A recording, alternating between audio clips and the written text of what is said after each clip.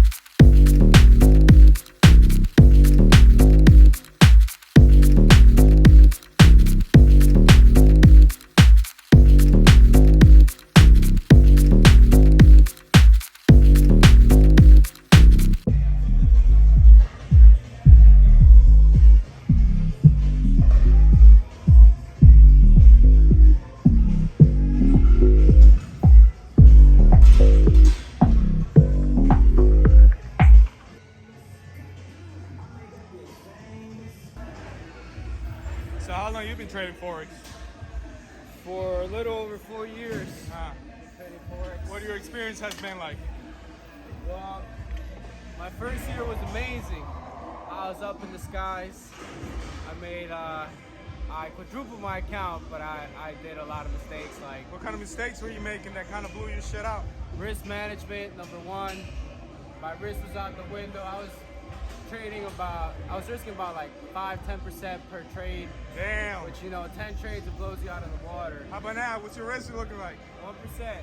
1%, huh? Trading live, I'm only risking 0.5%. Why is that?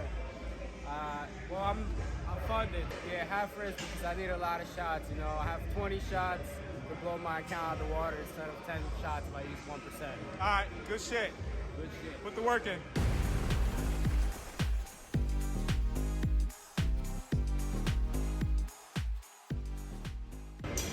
So, if you were just starting to learn Forex, what would you do different?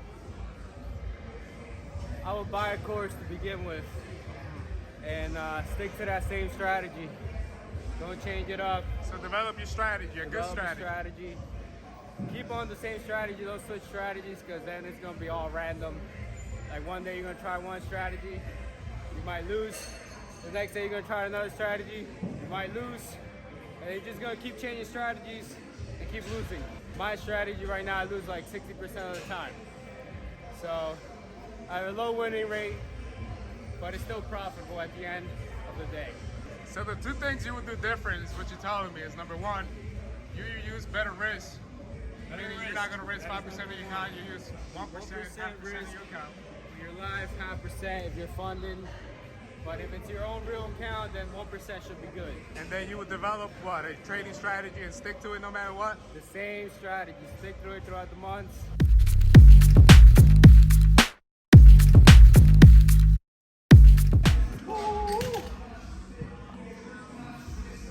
So how about you? What would you recommend?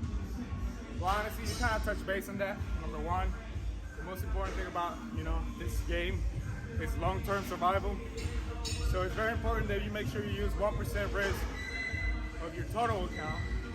This will ensure that you stay in the game long enough so you can learn what you need to do to be successful.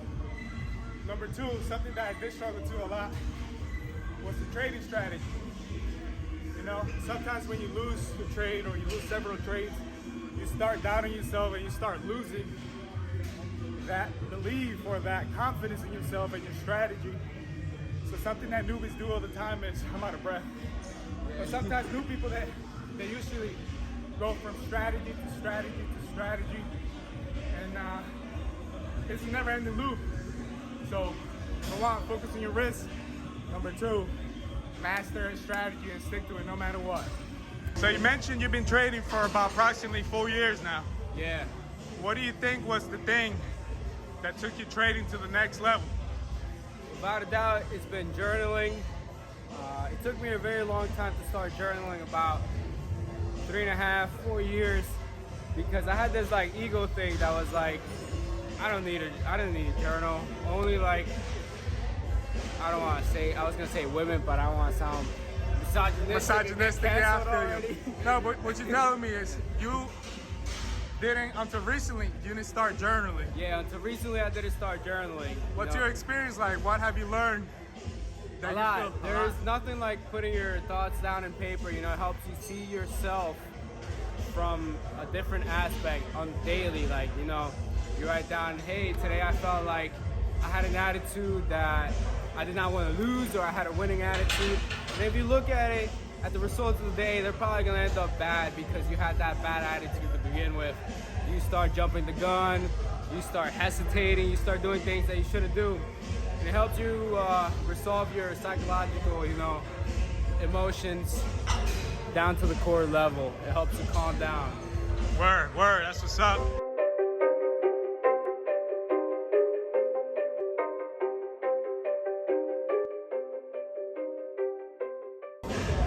So far we talked about number one, managing risk. Number two, having the discipline to develop a winning strategy and making sure you stick to it. You mentioned journaling. Just like you, I didn't start journaling until this year. And the amazing thing about journaling is once you put your thoughts on paper and you review it at the end of the day or at the end of the week, you will see patterns. You'll start to notice patterns that you make every single week. And those patterns those are mistakes that you make. And if you're able to record them on paper and see them at the end of the week or at the end of the day, you start realizing those patterns and you can actually start eliminating the mistakes that you make every single day. Honestly, by far, one of the best things I ever done in my trading career is starting to journal. And it's only up from here.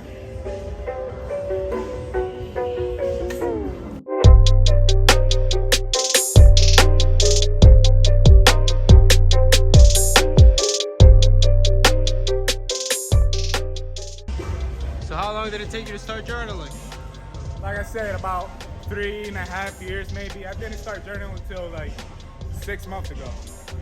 And I don't know why. I was just not putting in the work. That's another thing, guys. If you want to be good at this, you have to put in the work, you know? Because if you're not putting in the work every single day, you're not going to achieve anything. So about how many hours a week do you spend regarding trading? My regular trading schedule is after work. I work from 8 p.m. to 4 in the morning. So when I get home, it's approximately 4:30 in the morning. I jump at the charts around 5, and I'm done trading around 9 o'clock. So on an average day, I put in 4 hours of trading, actual trading, journaling, and doing what I gotta do. And towards the end of the day, if I don't do it in the morning, I review my trades, I review my journal entries, and I move on to the next day.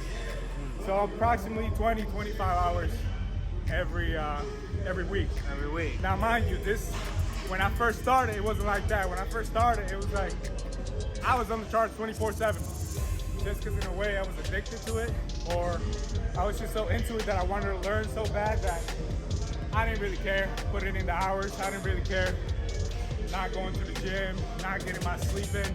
I was just focused on, I was immersed in learning this shit. But it's been a really good 4 years, so the next 4 years are gonna be even better. Did you feel like that phase was necessary to be immersed? In a way, yeah, that phase is necessary. And if you're just starting out, you will probably go through it simply because when you're learning something new, you're kind of excited and you're always looking forward to it. Especially if you're new, if you don't know anything, then yeah, it's more than necessary. You're gonna breathe, eat, shit, sleep, Forex for the first 2 years, but it's necessary.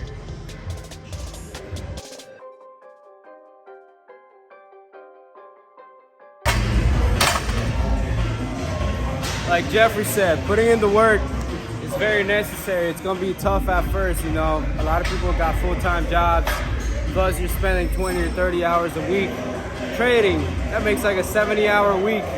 And you know, it's gonna be tough, but you gotta do it. You gotta put in the work. You know, you need trading hours, reviewing hours, and yeah. Why do you think 95% of the people quit? Or why 95% of the people lose? They give up too easily. People give up too easily. Well, it's gonna be tough. It's gonna be a journey of many years. You know, to be good at it, you gotta be an expert at it.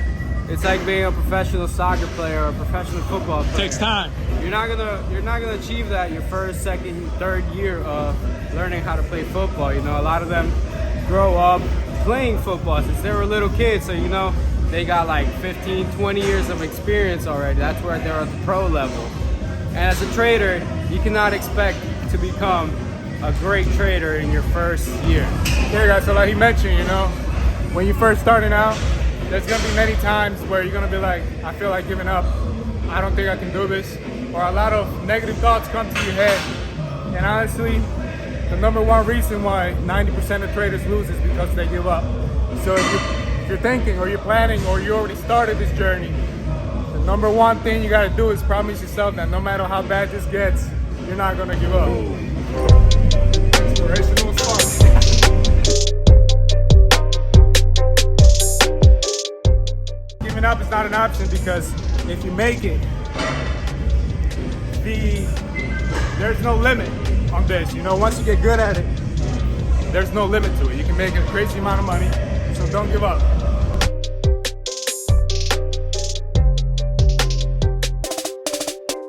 How are you? What's up? How are you? My boy Juan. Yeah, what's good, Juan?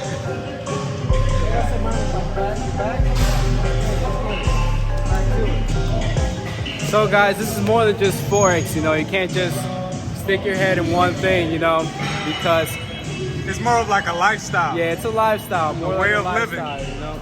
You want to keep reading books, listening to podcasts. You can definitely listen to podcasts about Forex. It's not just about Forex, this is about personal growth, you know, becoming the best person, becoming the better self, and reading books, exercising, and doing all the shit you gotta do, you know. This is like, it's a lifestyle, and at first you might just be submerged into Forex, but once you start understanding this, you gotta start reading books about Forex, you gotta start reading books about self-improvement, you know. Like I said, it's a lifestyle, and yeah, it's an everyday thing.